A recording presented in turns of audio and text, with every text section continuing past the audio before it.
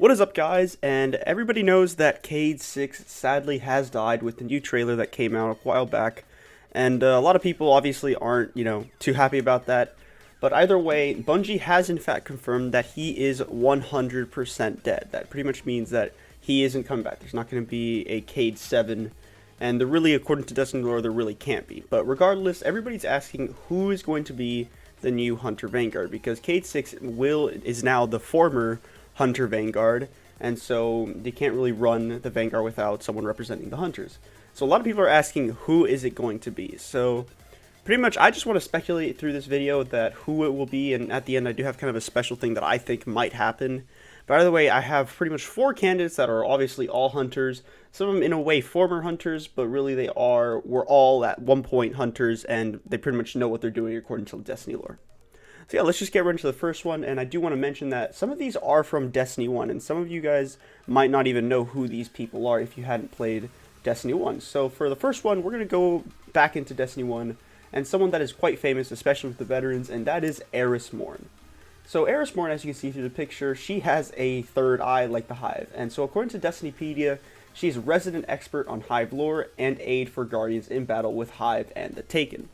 Which means that throughout the first DLC that came out, Crota's End, as well as the Taken King, she was there kind of guiding us through what the Hive were and what they would do. And yeah, that's pretty much it. However, obviously, nobody knows where she is. She isn't in the tower. She isn't anywhere that anyone can find. So, obviously, that's probably going to be, if it is her, I would suspect that it would be probably some big reveal that all Destiny 1 players will kind of remember and would kind of sympathize with. And so this person, Eris Morn, I wouldn't really mind having her as the Hunter Vanguard whatsoever. Back in Destiny 1, she is definitely an experienced hunter. She, in the lore, was the first group that went down to try to kill Crota. Sadly, they, all died and we had to do it. But either way, she was a very experienced hunter. She knows a lot about the enemy, especially the Hive. And so with her being it, she would definitely fill the role, and maybe even better than Cade. But regardless, a lot of people don't know her. That's something that I think Bungie might take into account, and especially not everybody like me likes to look at the lore and kind of understand what it really is. But either way, she is definitely a candidate, and so yeah, I wouldn't mind her at all being the Hunter Vanguard. So next, it is going to be somebody that also is Destiny 1. It is someone called Lady Aphrodite. She is a former Iron Lord who disappeared after the group's initial attempt to claim Siva. She apparently currently resides in a hidden location among a faction of pacifistic guardians.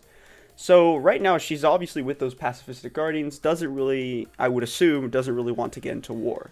But either way, if she is going to be the Hunter Vanguard, she again would be very experienced. She's an Iron Lord, she's been in Destiny 1, we can see her in Destiny 1, and she was able to fight off a lot of the Siva back when the Year 3 came out with the Siva Crisis. But again, not many people understand and know who this is, and especially with the third one that I will mention, again, not many people really know who this is, and so it is going to be quite difficult for Destiny 2 specific players to kind of sympathize with her. They're not going to know who this person is. And so, sadly, there's only one person on this list that I would assume pretty much everybody knows, and maybe, I guess, the special one at the end. But either way, if Lady Aphrodite is the new Hunter Vanguard, I can definitely see it. I can definitely see why, from I guess a lore standpoint, that she would be it, because she again is very experienced. She's done a lot of stuff in her hunter career, and so yeah, so that is Lady Aphrodite. At number 3, it is going to be the final one that was specifically from Destiny 1, and it is Shiro 4, who again is confirmed alive. And he is a Vanguard scout and trusted friend and advisor to Lord Saladin. This, my friend, definitely predicted that he is going to be it. He is very experienced. He's already a Hunter Vanguard, or a Vanguard scout, and so definitely they know him. And so from a kind of logical point of view, this would kind of be the first step. However, again, not many people know it, and I think that's going to be probably the biggest fault for if one of these 3 former ones that were only in Destiny 2 get picked. And I even forgot who he was. My friend mentioned him, and I just forgot who he was. But either way, he definitely is a very experienced person. He's advisor to Lord Saladin, which already is a pretty big job to handle. And so I'm sure since he knows all these Iron Lords, I'm sure he'd be a very good fit for the job. But again, just I doubt even my friends that only play Destiny 2 have any idea whatsoever who these last 3 people were. Maybe the Iron Lords and maybe Eris Morn, but Shiro 4, who's probably the most experienced because he's already a Vanguard scout, definitely very, very few people are going to know exactly what he did and how he helped in the city.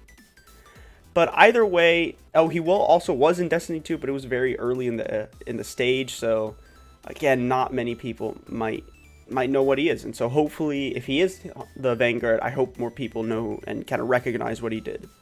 And so finally, we have someone that is already in Destiny 2. It is Ana Bray, and she is a member of the House of Bray who fought at the Battle of Twilight Gap and later returned to Mars to research her past.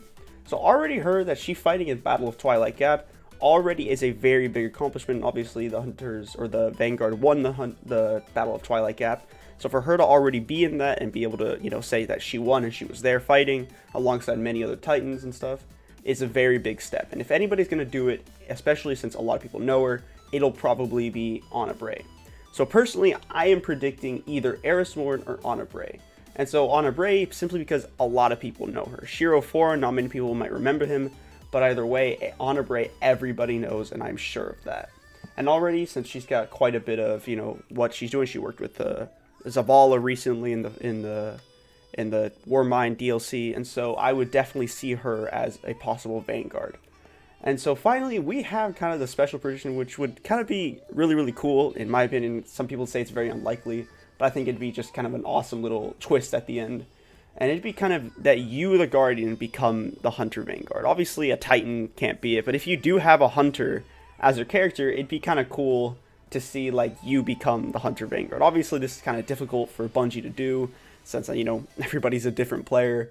But either way, everybody has their own campaign, and so for them to be in that own story, the Hunter Vanguard, I think would be a really cool idea. And if somebody does that, if somebody out there is listening, if Bungie are listening, I think that'd be a really awesome thing to do. And even though some people don't agree with it, it would be really, really cool to see you become the Hunter Vanguard. Because, you definitely fill the bill. You've killed Crota, if you're a Hunter, you've killed Crota, you've killed Oryx, you've done so many things, you've taken the Red War, you got your light back, and if you really look at what the Guardian you have done, you really, really fit the standard for a Hunter Vanguard, and probably better than the 4 people that I talked about, because when you killed Oryx, you pretty much became a god in Destiny 1. When you kind of solved the Siva Crest, you became a hero of the city, and so you're very, very well fit to do the job. But either way, that again might be difficult. But yeah, so those are my predictions in a way, my 5 predictions. And so yeah, that's it. Thank you for watching. And if you would like, please leave what you think will happen in the comments below. And I'll see you next time. So yeah, thanks for watching.